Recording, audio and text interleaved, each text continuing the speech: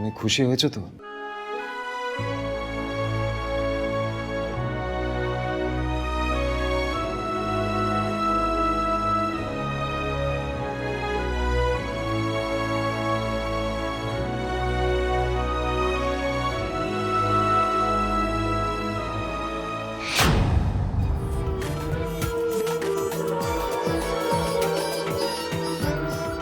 বৃষ্টি বাড়ির ঐতিহ্য কোহিনূর রাজবাড়ি এখন আমাদের।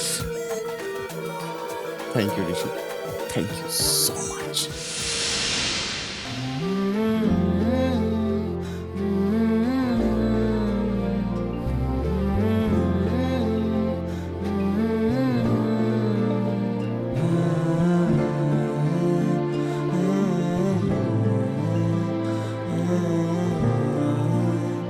ভগবান তোর মতো একটা ভাই দিয়েছে আমাকে,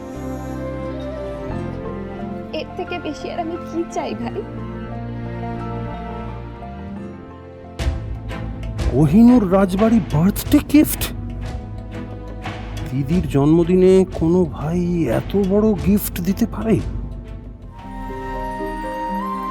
কেমন দেখতে হতো কে জানে, নিশ্চয়ই কোনো রানীর মতোই দেখতে হতো।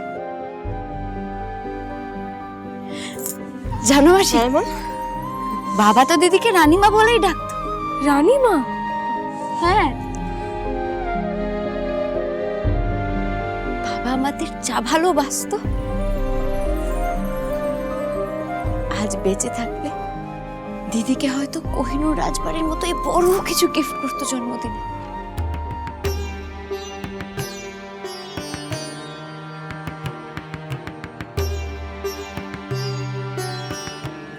ঋষি সেন নিজের প্রিয়জনকে রাজবাড়ি উপহার দিচ্ছে শুনে আমার ঠিক এটাই মনে হয়েছিল। বাবা যদি আজ বেঁচে থাকতো, সত্যি ওনার থেকে ওই রাজবাড়ি কিনে নেওয়ার ক্ষমতা থাকতো আমাদের।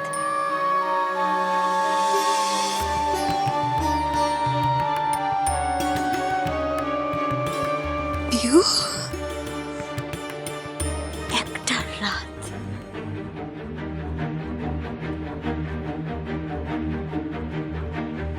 একটা রাত সব এলোমেলো করে দিল মাসি।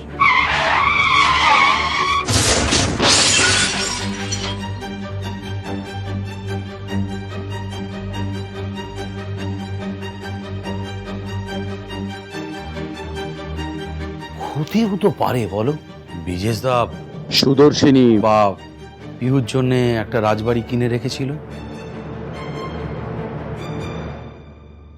কি এবার শান্তি হয়েছে তো? হ্যাঁ, এতগুলো মাস ধরে দিদির বার্থডে গিফট করে নাওয়া খাওয়া তো সব মাথায় উঠেছিল। হ্যাঁ ঠাম্মি, আমি আজকে খুব আনন্দ পেয়েছি। মনে হচ্ছে এতদিনে এই সার্কেলটা ফাইনালি কমপ্লিট হলো। এক মিনিট, সবই তো বুঝলাম ঋষি, কিন্তু যে মেয়ের পুরনো কথা কিছু মনেই নেই, তার পেছনে অহেতুক এত টাকা খরচা করার কোনো দরকার ছিল কি? দরকার? তুমি এসব কথা আজকে দিনে এসব কথা কেন বলছো তুমি? হ্যাঁ, তুমি মুখটা বন্ধ রাখো। আমাকে বলতে দাও, লেট মি স্পিক।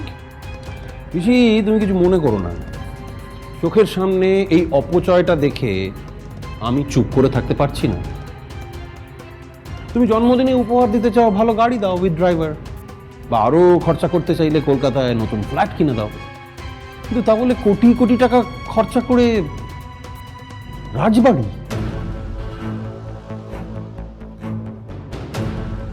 সোমরাজ, তুমি হয়তো জানো না তাই এই ধরনের কথা বলছো।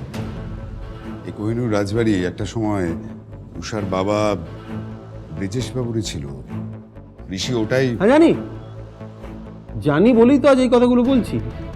যার নিজেরই মনে নেই কি ছিল কি ছিল না, তাকে রাজবাড়ি দেওয়াও যা আর একটা খেলনার পুতুল দেওয়া একই ব্যাপার। আমি নিজে একজন চার্টার্ড অ্যাকাউন্টেন্ট। ঋষির এই এত বড় ব্যবসা, এত বড় সাম্রাজ্য ভালো করে দেখভাল করব বলেই ব্যাঙ্গালোর ছেড়ে এখানে চলে এসেছি।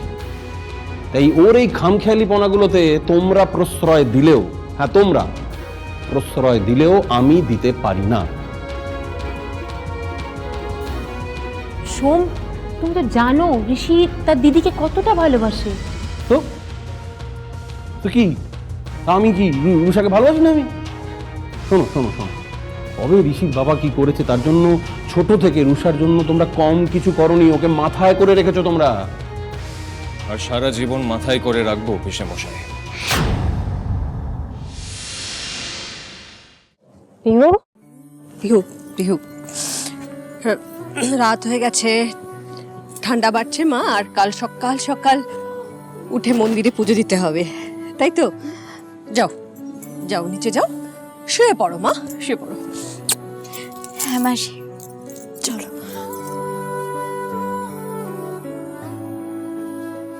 গুড নাইট দিদি, যেখানেই থাকিস খুব ভালো থাক।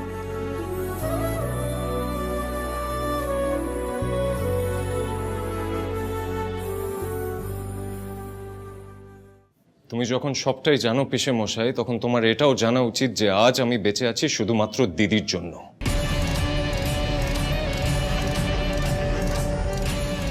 দিদি যদি নিজের প্রাণের ঝুঁকি নিয়ে আমাকে সেদিন না বাঁচাতো, তাহলে আজ আমি বাঁচতাম না পিসেমশাই। না থাকতো এই ব্যবসা, না থাকতো এই টাকা পয়সা, না কিচ্ছু। আমি মরে গেলেও সেই দিনের কথা কোনোদিন ভুলতে পারবো না।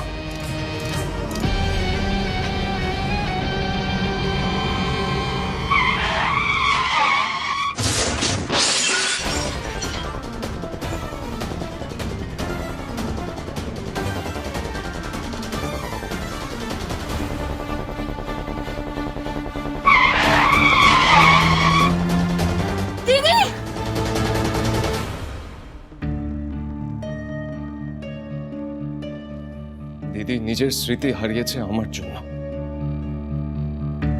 সারা জীবনের মতো পঙ্গু হয়ে গেছে আমার জন্য।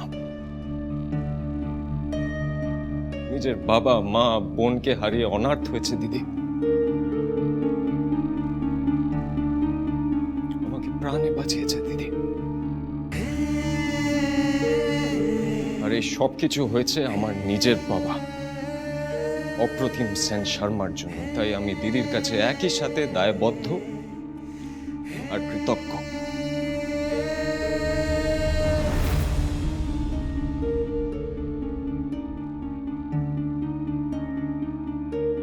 তোমরা হয়তো জানো না, আর আমি কখনো মনে করিনি তোমাদের এসব জানার কোনো প্রয়োজন হবে। কিন্তু যে রাজবাড়ি আমি দিদিকে দিয়ে অপচয় করছি বলে তোমার মনে হচ্ছে, সেই রাজবাড়ি ব্রিজেশ আঙ্কেলের সই নকল করে আমার বাবা হাতিয়ে নিয়েছিল।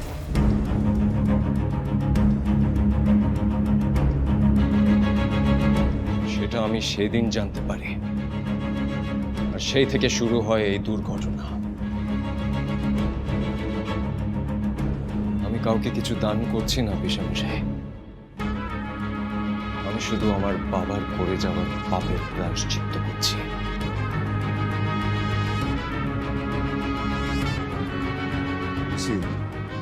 ছাড় না বাবা।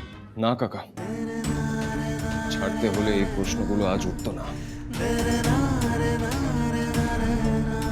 পিসেমশাই, তুমি শুধু আমায় বলো তুমি কি চাও।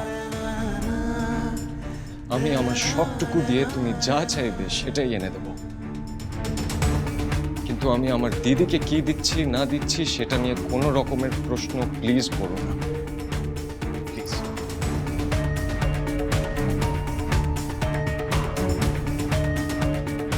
She's very special to me.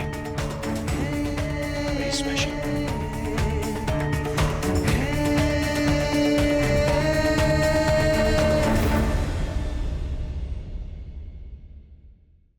আমার দিদির জন্মদিনের পুজো ঠাকুরমশাই। আচ্ছা আচ্ছা ঠাম্মি, দিদি কোথায়? তো দিদি মন্দিরে গেছে। তুমি তো এখানে, তাহলে কার সাথে গেছে? একা। হোয়াট?